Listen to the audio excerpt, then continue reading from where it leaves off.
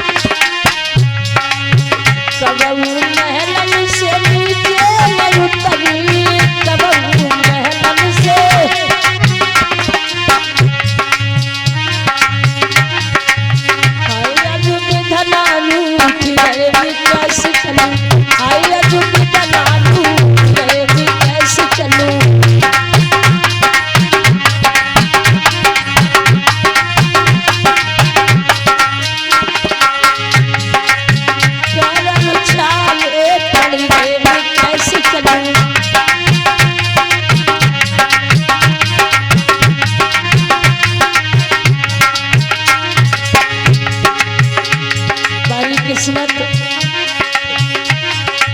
राजा मेरे सजना मेरे अयोध्या के राजा सजना, सजना मेरे अयोध्या के राजा सजना।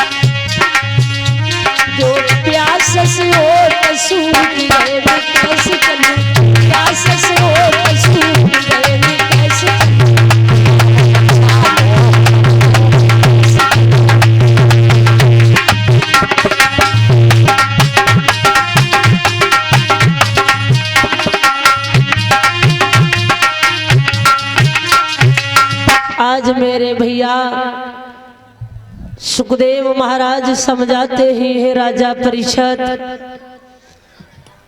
हरिचंद्र विश्वामित्र ने देखा है तारा रोहित को एक वृक्ष की छाया में बिठा लिया और जल भर के लाए हैं।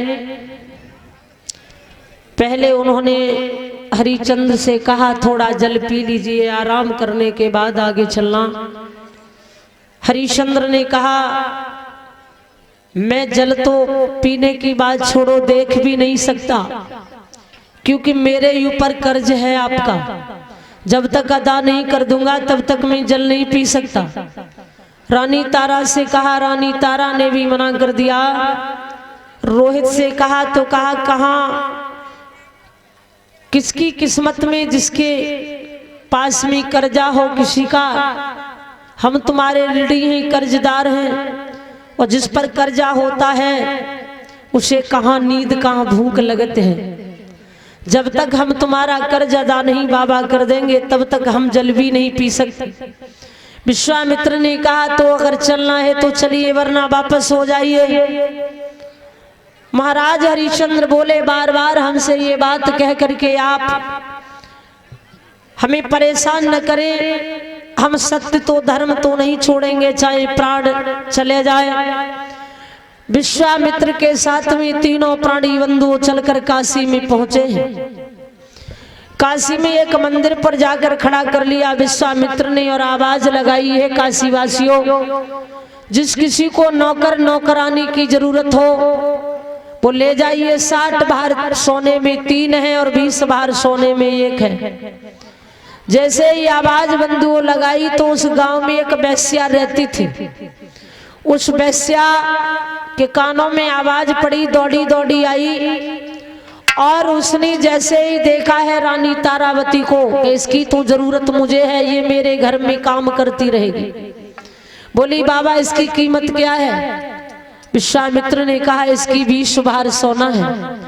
रानी तारावती ने जैसे ही देखा, रानी तारावती घबरा गई कि अगर इस वेश्या के घर में मैं चली गई तो इसके घर में मेरा धर्म नहीं बचेगा, क्योंकि एक वेश्या है, ये तो अपनी लाज लुटाती है। कन्हैया क्या इस सत्य की खातिर ये हमारा धर्म भी चला जाएगा? ऐसा नहीं हो सकता, मैं मर जाऊंगी लेकिन अपना सतत तो नहीं डिगने दूंगी। और रानी तारावती कन्हैया को याद करने लगी। कर जोर कर तारावती भगवान से विनती करे, जगदीश स्वामी तुम बिना विपिता हमारी को हरे। मेरा धर्म जाबे कर्म में मन धीर कैसे प्रभु धरूं, जो नात गन का मोल ले बिसखाई छड़वर में मरूं। अगर इस वेश्या ने मुझे खरीद लिया तो मैं मर जाऊंगी, इसके घर नहीं जाऊंगी, क्योंकि इसके घर जाते ही मेरा धर्म डिग जाएगा, मेरा सब कुछ ही बर्बाद हो जाएगा। इसलिए प्रभु मेरी लाज बचाओ। बंदो आज रानी तारावती रोकर बोली है, ओ बंसी बारे श्यामा कहाँ पे सोलो अब तू जा रे।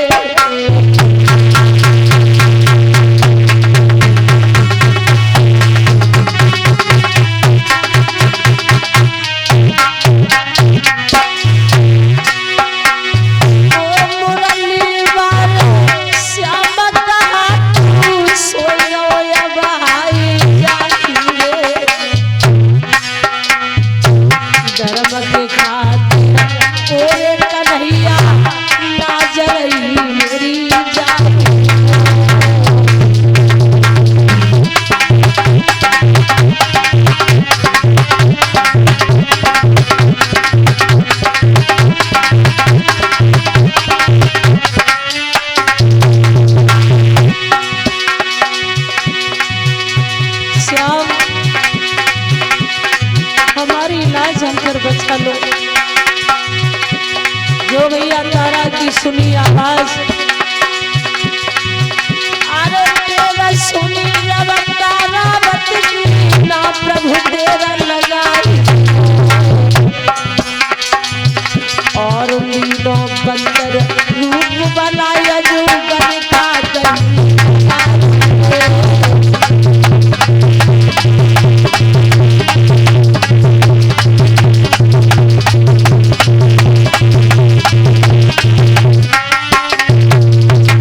आज भैया वेश्या को भगा दिया है प्रभु ने बंदर का रूप बनाकर। उसी वक्त एक ब्राह्मण आए हैं और ब्राह्मण ने 20 भार सोने में तारा को खरीद लिया। जब तारा को खरीदा है तो रोहितास भी रोने लगा अपनी माँ की साड़ी पकड़कर। तारा ने कहा ब्राह्मण देव इसे भी आप ही खरीद लीजिएगा, ये मेरे बिन रह नहीं पाएगा। आज ब्राह्मण ने 20 भार सोने में रोहितास को भी खरीद लिया। ब्राह्मण बोले हैं अब चलिए मेरे साथ, मगर कहाँ? जब तक हमारे पति नहीं चले जाएंगे तब तक हम नहीं जाएंगे आपके घर। उसी वक्त देखा कि हाथ में झाड़ू है और भैया एक छबरा है। आगे से एक व्यक्ति आ रहा है काले वस्त्र पहने हुए, और उसने आकर के विश्वामित्र से कहा ये बताइए कि इसका क्या मोल है। तो विश्वामित्र बोले पहले आप ये बताइए आप कौन हैं? तो बोला है सुनो कि करूं सफाई झाड़ू लगाऊं, करूं शेर को काम, और कालू मेरो नाम, कालू मेरो नाम।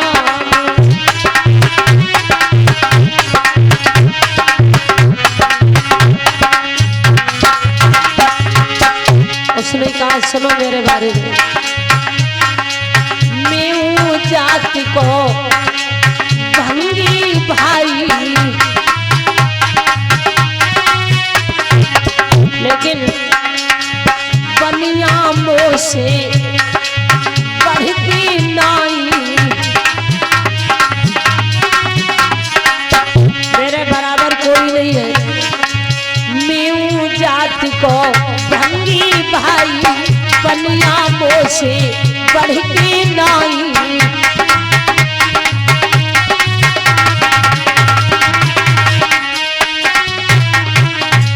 मेरे बहुत भरो धन दाम, कालू मेरो नाम, कालू मेरो नाम।